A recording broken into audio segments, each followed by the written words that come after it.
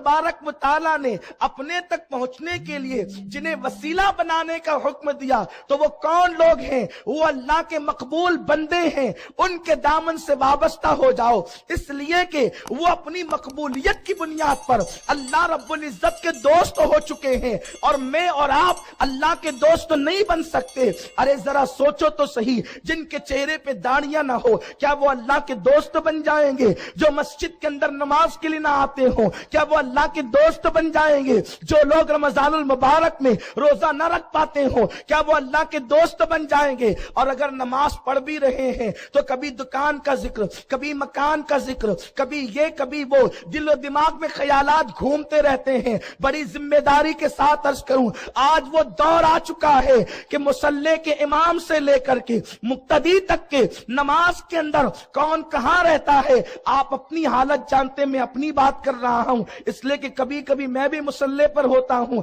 यारो अपना हाल क्या पता है? अगर कोई ये कहता नहीं मैं तो सिर्फ अल्लाह की याद में गुम होता हूं, तो मैं कहता हूं कि फिर अल्लाह तेरी नीयत जाने और तू जाने। लेकिन हकीकत ये है कि अल्लाह अकबर, दिलो दिमाग में ख्यालात आते हैं, कभी नमाज के अंदर कोई ख्याल, कभी कोई ख्याल, कभी कोई ख्याल, और ख्याल पर इंसान का कंट्रोल नहीं है। तो फिर आप मुझे बताएं, जिस नमाज में दुकान और मकान हो, जिस नमाज में बीवी और बच्चे हो, जिस नमाज में पोता पोती हो, जिस नमाज में भूख और प्यास हो, आप बताएं क्या वो नमाज भी खुदा का कुर्ब अता कर सकती है? क्या वो खुदा तक पहुंचा सकती है? तो आप मुझे बताएं, नमाजी तो है लेकिन उस नमाज में क्या? चलिए ठीक है, अगर अल्लाह का ख्याल ही ख्याल है तो फिर आप रोजी का मामला उठा करके देखें, पेट के अंदर कितना हलाल जा रहा है। कानून तो अल्लाह ने ये बना दिया, जिसके पेट में हराम एक लुकमा होगा उसकी 40 दिन तक इबादत कबूल नहीं करेंगे।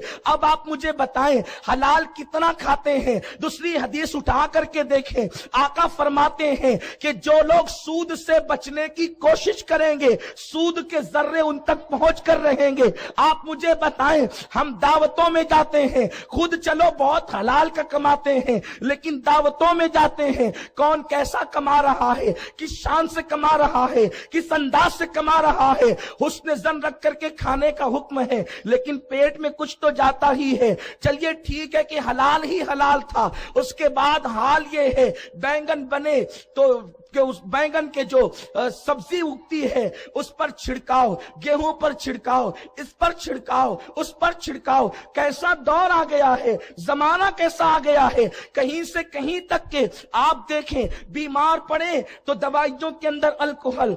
इंसान आज कौन अल्कोहल वाली दवा नहीं खाता? आप मुझे बताएं कि जिसके पेट के अंदर डायरेक्ट या इनडायरेक्ट किसी तरह शराब जा रही हो, अभी मैं हलाल और हराम की तहकीक नहीं पेश कर रहा हूं, लेकिन बात इतनी है, अल्लाह तक पहुंचोगे कैसे?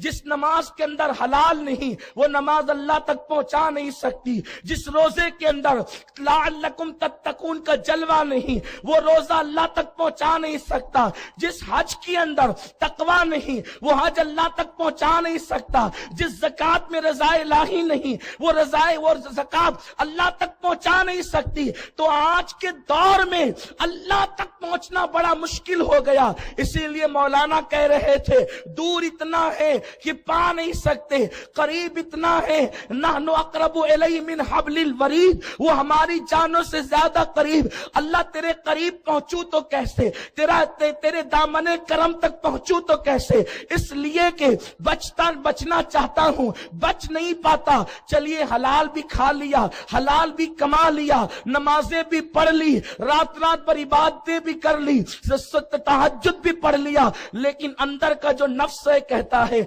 मैं फलां से अफजल इसलिए कि तहज्जुद गुजार। ये तो सबसे बड़ा खतरनाक शैतान, इसलिए कि नफ्स बदकार ने दिल पर ये क़यामत तोड़ी, अमले नेक किया भी तो छुपाने न दिया। अब बताएं ना कि अल्लाह तक पहुंचे तो कैसे पहुंचे? अल्लाह अकबर। तो इसका बेहतरीन जरिया मेरे अल्लाह के इल्म में ये बात है, मेरा बंदा بندہ عبادت کے ذریعے سے، ہر بندہ سب کی بات نہیں کرتا، ہر بندہ اللہ تک پہنچ نہیں سکتا۔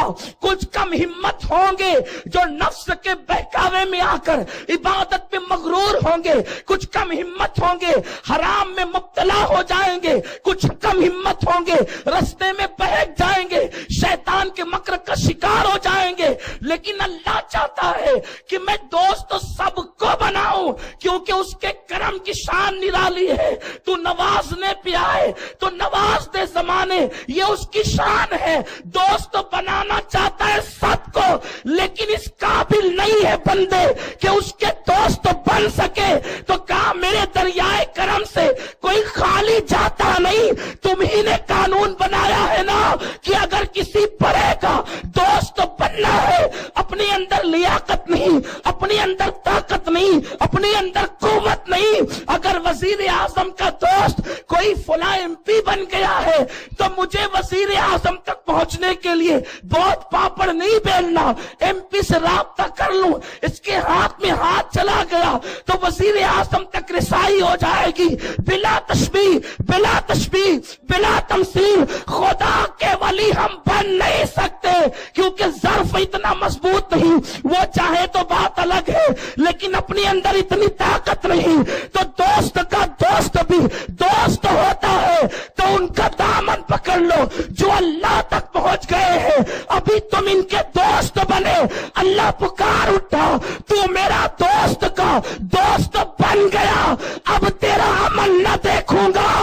عبد القادر کا یار بنا ہے تو میرا بھی یار بن گیا۔ نعرہ تکبیر، نعرہ رسالت، جشن غوث الورا، سنی دعوت اسلامی، نعرہ رسالت، سبحان اللہ سبحان وہ اللہ۔ اللہ ہو کر کہتا ہے وَابْتَغُوا إِلَيْهِ الْوَسِيلَةَ۔ ایک بات ذہن میں آتی ہے کہ یہ کام تو کفار مکہ بھی کر رہے تھے، کہتے تھے لات ہمارا وسیلہ، حبل ہمارا وسیلہ، عزا ہمارا وسیلہ، پھر آپ کہتے غوث پاک ہمارا وسیلہ۔ تو تم دونوں میں فرق کیا ہے؟ فرق یہ ہے وہ بتوں کو جو اللہ کے دشمن تھے مقابلے میں مان رہے تھے، ہم مقابلے میں نہیں مانتے۔ دیکھو توجہ آپ کی، اس کو یوں سمجھو، ابا ہے، ابا ہے اور ابا کے سامنے کوئی ابا بن کر کے کھڑا ہے۔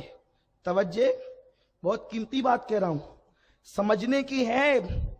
ابا ہے اور ابا کے سامنے کوئی ابا بن کے کھڑا ہے، تو ابا کے سامنے بولے تو میرا ابا، تو بولو کہ ابا کیا کریں گے؟ ابا بولیں گے ایسا تو نکلا، اور وہ بھی جس کے دو باپ ہوں پھر وہ شریف تو نہیں ہوتا۔ یہی تو ہے، ابا کے سامنے کسی کو ابا ماننا تو یہ باپ کی بھی توہین، خود کی شرافت پر بھی سوالیہ نشان، ماں کی پاکیزگی پر بھی سوالیہ نشان۔ یہ کام وہ کرتے تھے جو لات و حبل کو خدا مانتے تھے اور وسیلہ کہتے تھے۔ لیکن ابا ہے، ابا کا چھوٹا بھائی ہے، اور ابا کے سامنے چھوٹے بھائی کو ان کے کہتا ہے او میرے چچا جان تو میرے باپ کی طرح ہے۔ باپ مسکراتا ہے، کیوں؟ اس لیے کہ یہ میرے بھائی کا کتنا احترام کرتا ہے۔ دیکھو اس کو کا ابا تو باپ ہو گئے ناراض، اور اتنے سارے